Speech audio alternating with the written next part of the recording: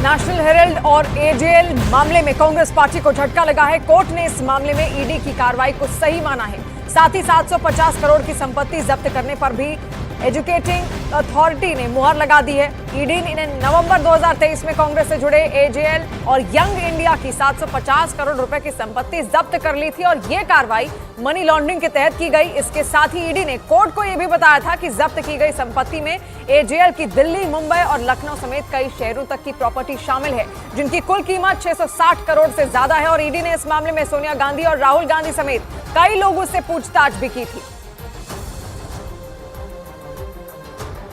National Herald और AJL से जुड़े मसले में केंद्रीय जांच एजेंसी ईडी के द्वारा एक बड़ी कार्रवाई को अंजाम दिया गया है। दरअसल जिस तरह से अगर नेशनल हेराल्ड की बात करें तो नेशनल हेराल्ड मामले में जिस तरह से पिछले साल 2023 में अक्टूबर महीने में जांच एजेंसी के द्वारा बड़ी कार्रवाई को अंजाम देते हुए तकरीबन 750 करोड़ की प्रॉपर्टी को अटैच किया गया था, तो इस मामले पर यह मामला पहुंचा था एग्जीक्यूटिंग अथॉरिटी में और एग्जीक्यूटिंग अथॉरिटी के द्वारा एक बड़ा फैसला सुनाते हुए अब उस अटैचमेंट की प्रक्रिया को सही पाया है। यानी कि ईडी के द्वारा जो कार्रवाई की गई थी, जो प्रॉपर्टी अटैच की गई थी, उस प्रॉपर्टी के अटैचमेंट की जो तमाम प्रक्रिया है उसको उचित समझा गया है। और एक तरह से अब इसे आसान शब्दों में इस तरह से बता सकते हैं कि जो अटैचमेंट की जो प्रक्रिया थी, वो जो पहले प्रोविजनल अटैचमेंट हुआ था, अब उस पर उसको पोजीशन पर कब्जा होगा। यानी कब्जा होगा ईडी का, जांच एजेंसी की टीम जाएगी और वहां पर एक अपना बोर्ड लगा देगी कि अब इस पर पूर्ण तौर पर जांच एजेंसी का कब्जा हो गया।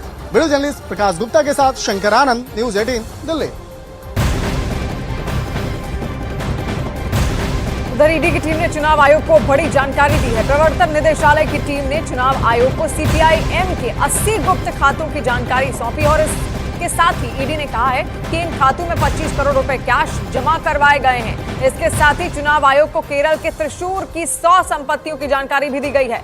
जांच एजेंसी को शक है कि चुनाव आयोग की इसकी जानकारी नहीं है। वहीं दावा यह भी किया जा रहा है कि चुनाव आयोग को यह जानकारी साल की शुरुआत में ही दे दी गई थी। दरअसल ईडी की team करुवंपुर services co operative bank घोटाले की जांच कर रही है और इसी जांच के दौरान मिली जानकारी चुनाव आयोग को भेजी गई है।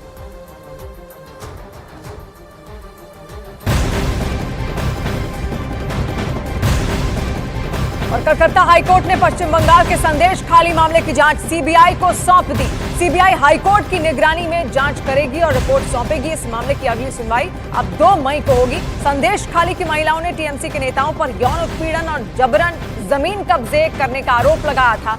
मामले में टीएमसी नेता शाहजहां शेख, शिबू हजारा और उत्तम सरदार आरोपी हैं। तीनों को गिरफ्तार कर लिया गया है। हाईकोर्ट के आदेश के बाद अब ममता बनर्जी सरकार सीबीआई जांच पर रोक नहीं लगा पाएगी। तो ये बड़ी खबर इस वक्त हम आपको बता रहे हैं, जहां पर कलकत्ता हाईकोर्ट ने पश्चिम बंगाल के संदेश खाली मामले की जांच अब सीबीआई को सौंप दी है। तो अब पूरा मोर्चा सीबीआई की ओर से यहां पर संभाला जाएगा। सीबीआई के कई सारे सवाल होंगे जो 3 आरोपी हैं उनसे किए जा सकते हैं। पूरी निगरानी अब सीबीआई के तहत ही होगी और इस मामले की जो अगली सुनवाई है वो 2 मई को यहां पर की जाएगी। और संदेश खाली की महिलाओं ने कई गंभीर आरोप भी लगाए थे शाहजहां शेख पर। शाहजहां शेख के साथ 2 अन्य आरोपी भी थे, उन पर भी कई गंभीर आरोप यहां लगाए गए थे। संदेश खाली पर कलकत्ता हाईकोर्ट के फैसले के बाद केंद्रीय मंत्री स्मृति ईरानी ने ममता बनर्जी सरकार पर कड़ा प्रहार किया और बंगाल सरकार पर संदेश खाली के आरोपियों को संरक्षण देने का आरोप लगाया। एक लंबे अंतराल से ममता बनर्जी संविधान को नहीं बल्कि शेख शाहजहां का संरक्षण करती आई। आज कोर्ट का ये आदेश कि संदेश खाली में जिन महिलाओं का बलात्कार हुआ, जिन महिलाओं का शारीरिक शोषण हुआ और जिन गरीबों की ज़मीनें लूटी गईं, वो सारे केस अब सीबीआई के सुपुर्द करेगी। कोर्ट का ये आदेश है। मैं कोर्ट के इस आदेश का स्वागत करती हूँ। संदेश खाली की महिलाओं को और गरीबों को विशेष इंसाफ दिलाने का ये पहला पड़ाव है।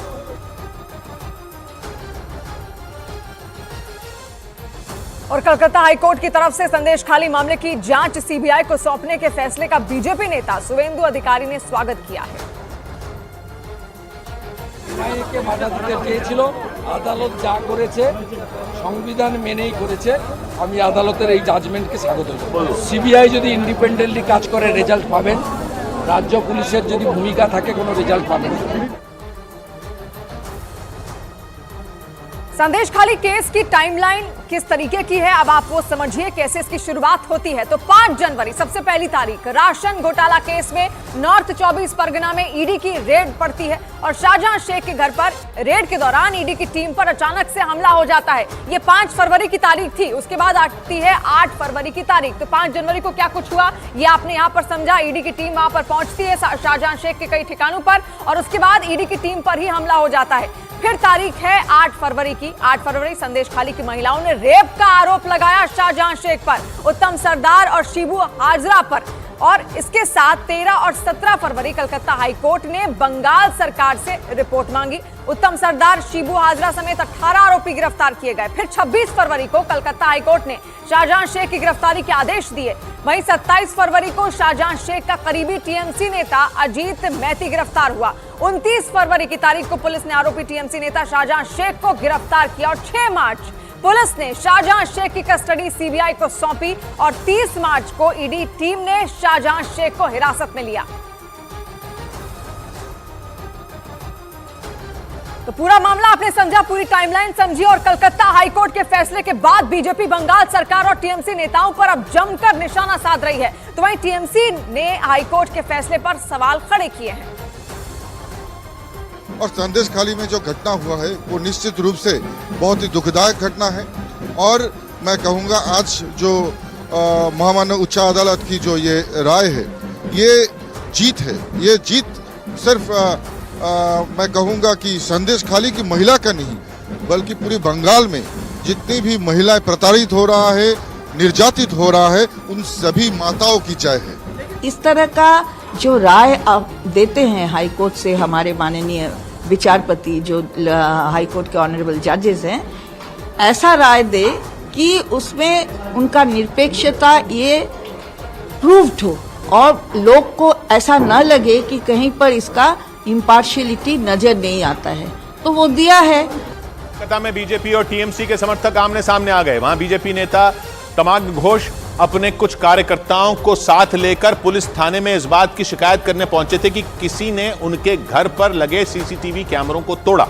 लेकिन जैसे ही वो पुलिस थाने पहुंचे वहां टीएमसी के कई कार्यकर्ता भी आ धमके और फिर तो कोलकाता के अहमद स्ट्रीट थाने के सामने मानो जंग ही छिड़ गई। एक तरफ बीजेपी नेता तमाग्र घोष और उनके समर्थक थे तो दूसरी तरफ टीएमसी के कई कार्यकर्ता। हंगामा ऐसा कि थाने के सामने की पूरी सड़क ही जैम हो गई। वहां इतनी भीड़ जमा हुई कि उस सड़क को पार करना तो दूर उसके दूसरी तरफ देख पाना तक मुश्किल हो गया। बीजेपी नेता तमाग्र घोष ने आरोप लगाया कि उनके घर पर लगे कुछ सीसीटीवी कैमरे तोड़े गए और कुछ के तार काट दिए गए। इसके लिए उन्होंने इशारों में टीएमसी के लोगों को जिम्मेदार बताया। मैं जिस घर में रहता हूँ वहाँ पे सीसीटीवी कैमराओं को तोड़ा गया है। रात में आके उसका फुटेज एकदम क्लियरली दिखाई दे रहा है। इस हंगामे के दौरान वो पूरी सड़क किसी अखाड़े में तब्दील दिखी।